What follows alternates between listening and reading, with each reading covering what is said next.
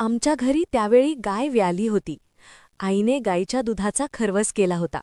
त्या खर्वसाचा वास आजही माझ्या आठवणीत तसाच आहे. मला खर्वस फार आवडायचा. मी लहान असताना जवळवाडीची राधा गवळण कधी कधी तिच्या घरी खर्वस झाला की खास माझ्यासाठी आणून द्यायची. आईला माझी आठवण आली. ती वडिलांना म्हणाली, "श्यामला खर्वस पाठवूया." वडील म्हणाले, "कुणी येणार जाणार आहे का?" आई म्हणाली, "नाही, पण घरच्या गाईचा चिकाचा खर्वस आहे. श्यामला आनंद होईल." क्षणाचाही विचार न करता वडील म्हणाले, "मग मीच पहाटे उठून घेऊन जातो." आईने प्रेमाने खर्वस तयार केला. घट्ट झाकण असलेल्या भांड्यात तो भरला. ते भांडे हातात घेऊन वडील निघाले. 6 कोस चालत, फक्त मुलासाठी. शाळेची मधली सुट्टी झाली होती. कोंडलेली पाखरं बाहेर पडावीत तशी मुले सगळीकडे पसरली होती. कुणी फराळ खात होती, कुणी खेळत होती, कुणी गात होती. मी आणि माझा मित्र एका झाडाखाली बसून भेंड्या लावत होतो. मला पुष्कळ कविता पाठ होत्या. जवळजवळ सगळं नवनीत मला पाठ होतं. तेवढ्यात काही मुले धावत आली. "अरे श्याम, अरे श्याम!" एक म्हणाला, "अरे कुणीतरी तुला शोधत आहे. आमचा श्याम कुठे आहे असं विचारत आहेत." इतक्यात माझे वडील माझ्या समोर येऊन उभे राहिले. मी म्हणालो, "भाऊ, इथे कशाला आलात? आता घंटा होईल, मी घरी भेटलो असतो." त्या क्षणी माझे डोळे त्यांच्या साध्या सदऱ्या पाहून गेले. आजूबाजूला इंग्रजी शिकणारी मुले होती. जरी मला शिक्षणाचे खरे मोल कळत नव्हते, तरी झगमगत्या पोशाखाचे महत्त्व कळू लागले होते. इतर मुले माझ्याकडे पाहून हसतील असे मला वाटत होते. "काय रे, तुझ्या वडिलांचा अवतार?" असं काही म्हणतील का? अशी भीती माझ्या मनात होती. 6 कोस चालून आलेल्या पित्याचे प्रेम मला दिसलेच नाही. मी जणू आंधळा झालो होतो. शिक्षणाने हृदय विशाल होण्याऐवजी ते संकोचत चालले होते. वडील हळूच म्हणाले, "श्याम, तुझ्या आईने तुला खर्वस पाठवला आहे. तू खा आणि तुझे मित्रही खा." काही मुले दुरून पाहून हसत होती. मला लाज वाटत होती. वडिलांची नव्हे, तर माझ्या संकुचित विचारांची. वडील म्हणाले, "अरे मुलांनो, घ्या ना, 4 चौघात खाल्लं की गोड लागतं." ती मुले निघून गेली. माझे 2 मित्र मात्र थांबले. मित्राने भांड्यावरील फडके काढले. वडील बाजूला बसले होते, दमलेले. आम्ही त्यांना खर्वस देत होतो, पण ते म्हणाले, "नको रे, मुलांनीच खाण्यात गंमत असते." आम्ही सगळा खर्वस खाल्ला. तो फारच सुंदर झाला होता. थोड्या वेळाने वडिलांना डोळा लागला. जागी झाल्यावर ते म्हणाले, "झालं रे खाऊन? भांडे नदीवर घासून घेईन." मी भांडे त्यांच्या हातात दिले. निघताना ते म्हणाले, "अभ्यास नीट कर. गाईची वासरू चांगली आहेत. पाडा झाला आहे." आणि ते गेले. मी शाळेत बसलो, पण मन तिथे नव्हते. माझ्या मनात एकच विचार घोळत होता, अशा आईवडिलांचा मी किती कृतघ्न मुलगा. 6 कोस चालून केवळ खर्वसाची वाटी घेऊन येणारे वडील आणि ती पाठवणारी माझी आई, या दोघांच्या प्रेमाचे अनंत ऋण मी कसे फेडणार?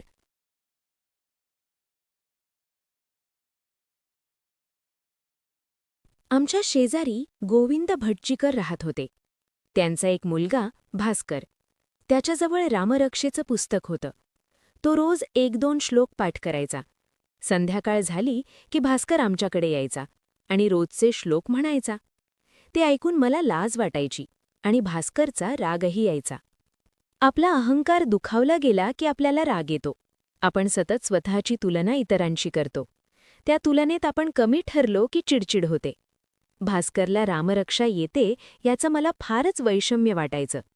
तो मुद्दामच स्तोत्र म्हणायच्या वेळेस आमच्याकडे यायचा आणि ते जरा ऐटीत म्हणायचा. त्यामुळे मला फारच चिड यायची. हा मला मुद्दाम चिडवायला येतो असं वाटून मी संतापायचो. "श्याम, आता 10च श्लोक माझे राहिले आहेत. 5-6 दिवसांनी माझी सारी रामरक्षा पाठ होईल. तुला कुठे येते?" भास्कर म्हणाला. हे ऐकताच मी एकदम संतापलो. मी त्याच्या अंगावर धावून गेलो आणि ओरडलो, "पुन्हा येशील तर बघ मला असं हिणवायला. तुला येते हे आम्हाला माहीत आहे. एवढी ऐट कशाला? तुमच्याजवळ पुस्तक आहे म्हणून पाठ आहे. माझ्याजवळ असतं तर तुझ्या आधीच पाठ केली असती. मोठा आला आहे पाठ करणारा. जा आपल्या घरी. आमच्याकडे येऊ नको, नाहीतर मारीन." आमची शाब्दिक बाचाबाची झाली. आवाज ऐकून आई बाहेर आली. "काय रे भास्कर, काय झालं? श्यामने तुला मारलं का?" मी फक्त एवढंच म्हटलं की 5-6 दिवसांनी माझी सारी रामरक्षा पाठ होईल, तर तो माझ्या अंगावर धावून आला.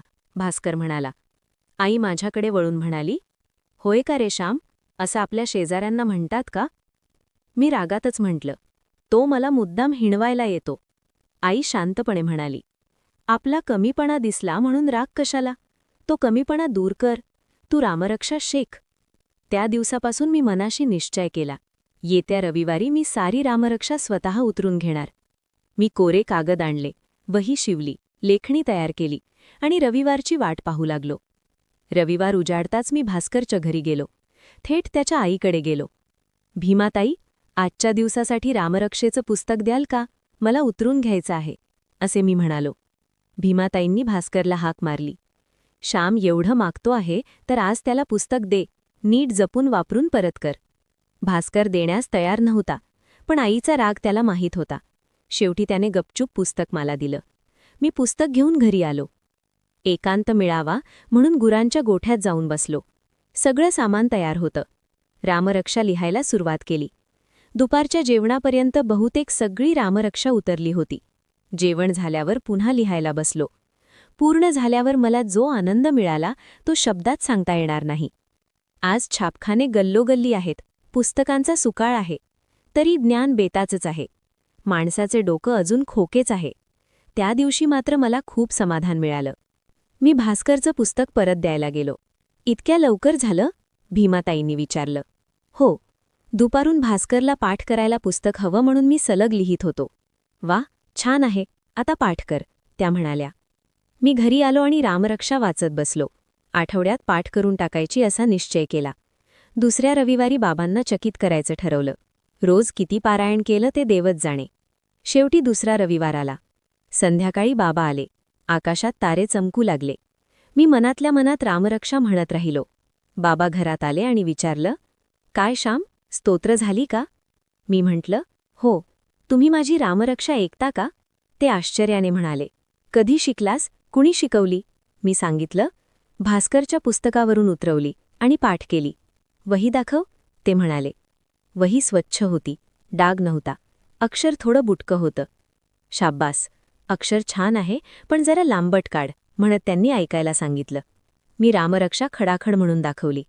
बाबांनी प्रेमाने डोक्यावर हात फिरवला. तो आनंद अवर्णनीय होता. नंतर मी आईकडे गेलो. आई, माझी वही बघ, म्हणालो. ती समाधानाने म्हणाली, तू उतरवून घेतलीस हे मला माहीत होतं. चांगलं केलं की आईलाच दाखवायचं असतं. वाईट केल्यावर आई रागवेल, पण चांगलं केल्यावर जेवढं कौतुक आई करेल तेवढं कोणीच नाही. पुस्तक नाही म्हणून रडत बसला असतास तर झालं असतं का? पण तू स्वतः कष्ट केलेस. लक्षात ठेव, स्वतःच्या बुद्धीवर उभं राहायचं. परावलंबी होऊ नकोस, पण गर्वही करू नकोस. दुसऱ्याला कमी लेखू नकोस. आपल्याकडचं इतरांना द्यायला शिक. वही हातात घेताना तिच्या डोळ्यात समाधान होतं. ती म्हणाली, पहिल्या पानावर रामाचं चित्र काढ. देवाला फार आवडेल, कारण तू स्वतः कष्ट करून रामरक्षा उतरवलीस आणि पाठ केलीस.